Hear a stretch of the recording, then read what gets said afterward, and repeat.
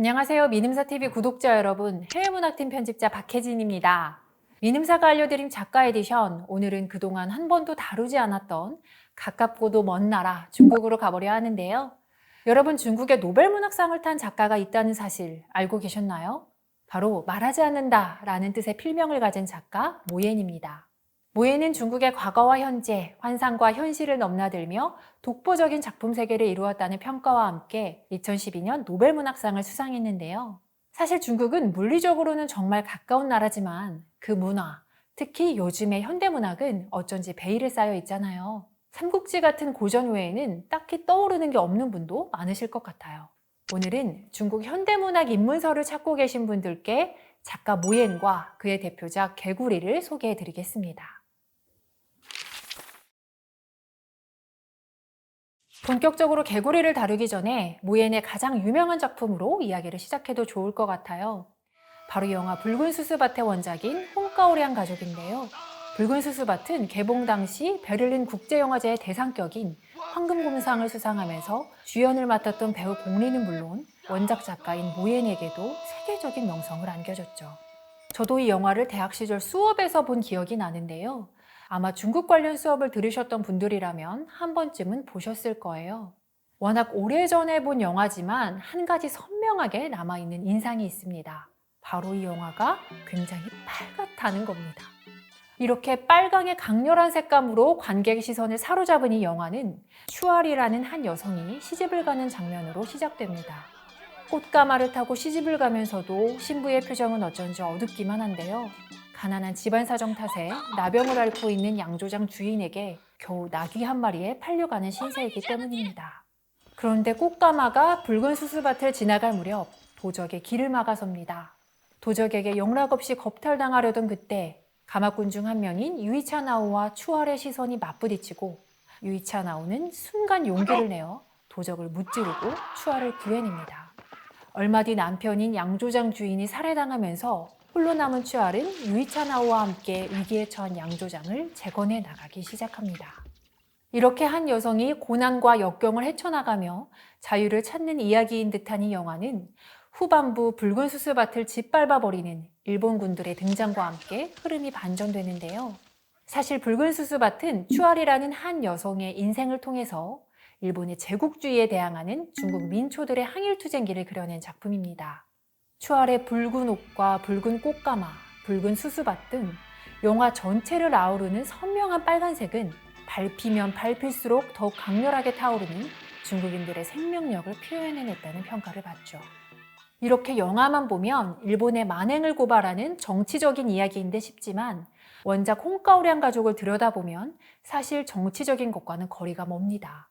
영화에서 생략된 홍가오리안 가족에 대한 이야기를 하나하나 풀어내면서 정치보다는 해악과 풍자를 담은 사람의 이야기를 전하고 있거든요.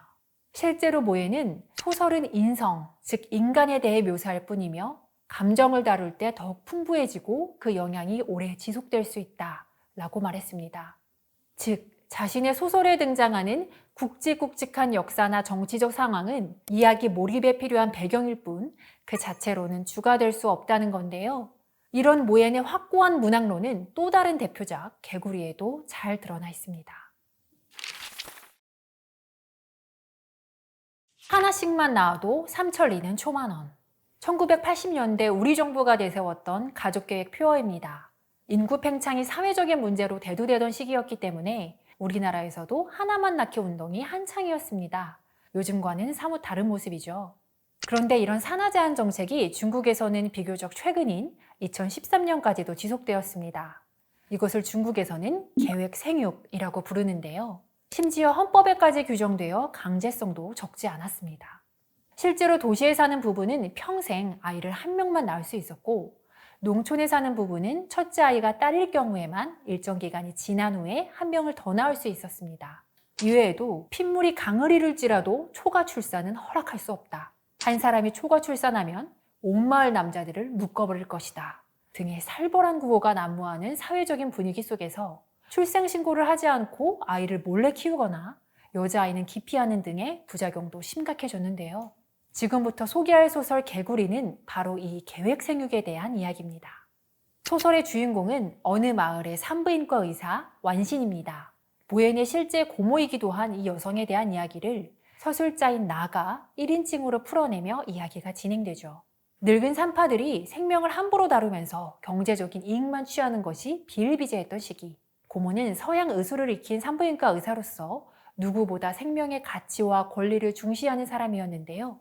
어느 날 계획생육 정책이 실행되자 고모는 인권보다 국권을 중시하기 시작하면서 사람을 살리는 의사가 아닌 무자비한 정책 실무자로 변모합니다. 이미 아이를 낳은 남성들은 반강제로 정관 수술을 시키고 산모의 동의 없이 출산 직후 루프 시술을 하기도 하는데요. 가족에게도 예외는 아닙니다. 조카 며느리가 둘째 아이를 임신하자 당연하다는 듯이 낙태 수술을 권하죠. 만삭에 다다른 조카 며느리는 차마 아이를 포기할 수 없어 이를 거부하지만 트랙터를 몰고 그녀가 숨어있는 사돈댁을 찾아가 동네를 쑥대밭으로 만든 뒤에 끝끝내 수술 동의를 받아냅니다.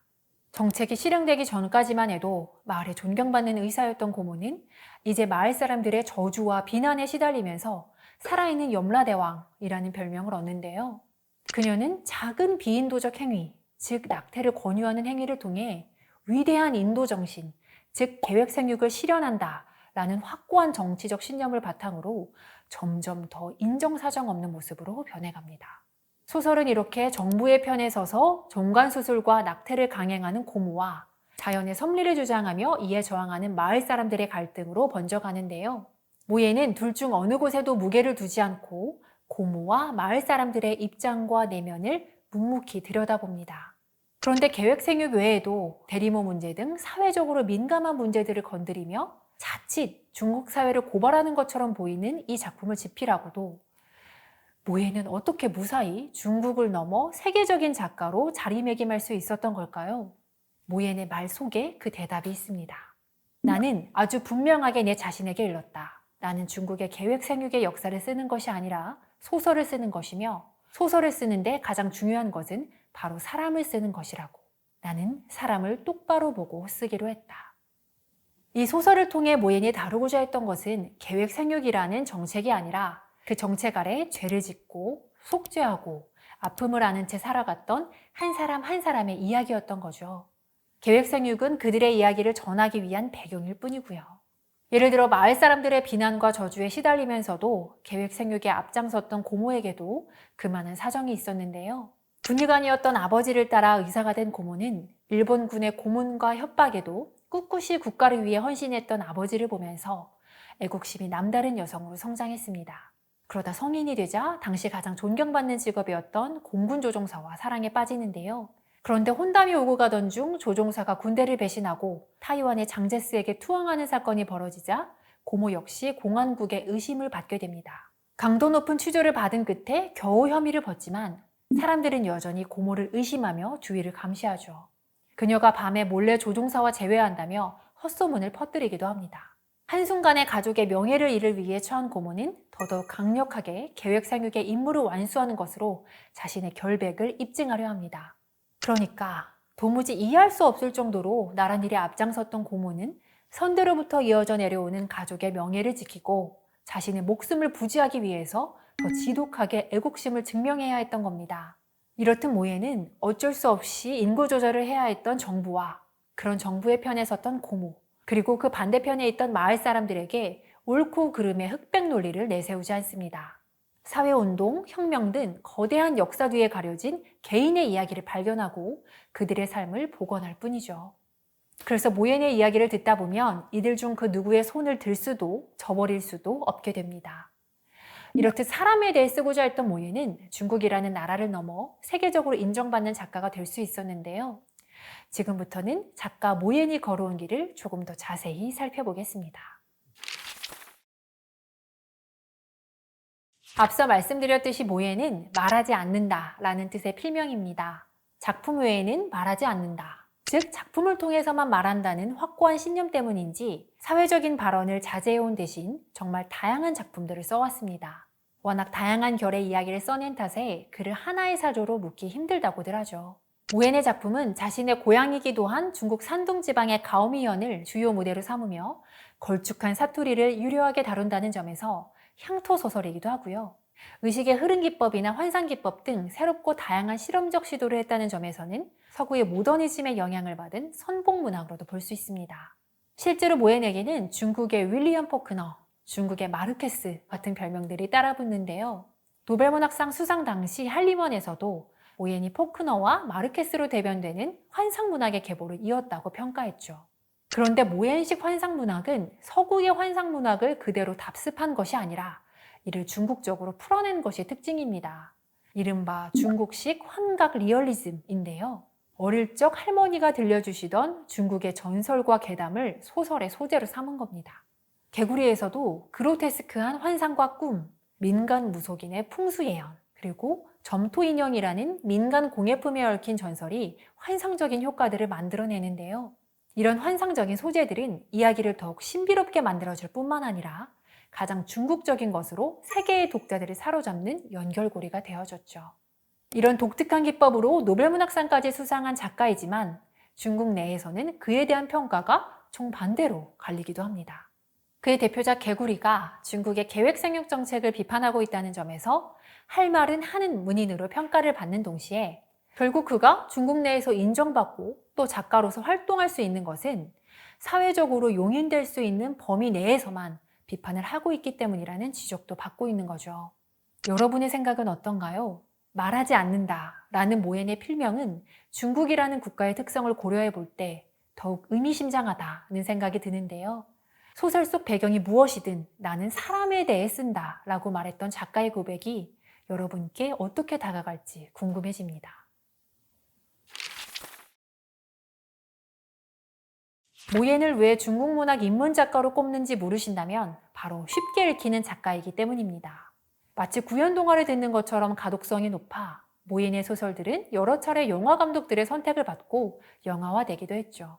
그리고 아무래도 지리적 문화적으로 가까운 탓에 소설 속 인물들의 정서에 쉽게 공감이 가기도 합니다. 개구리에서 몰래 아이를 낳아 사회적 지위를 잃게 생긴 상황에서도 곧 태어날 아이가 장차 입신양명을 하면 그게 더 이득이라고 믿는 부모들의 생각은 아무래도 동아시아 독자들끼리 더 공감할 수 있는 정서일 것 같아요. 자식을 나의 분신으로 여기는 태도요. 중국의 현대사를 가로지르며 가장 보편적인 인간의 모습을 담아낸 모앤의 작품들. 중국 문학 입문작으로 손색이 없다는 생각이 드는데요. 그동안 중국 문학에 대해 막연한 거부감이나 어색함을 느끼셨다면 이번에 모앤의 작품을 접하면서 모옌 그리고 중국 문학에 대해 직접 생각을 정리해보는 것은 어떨까요? 지금까지 민음사 해외문학팀 편집자 박혜진이었습니다.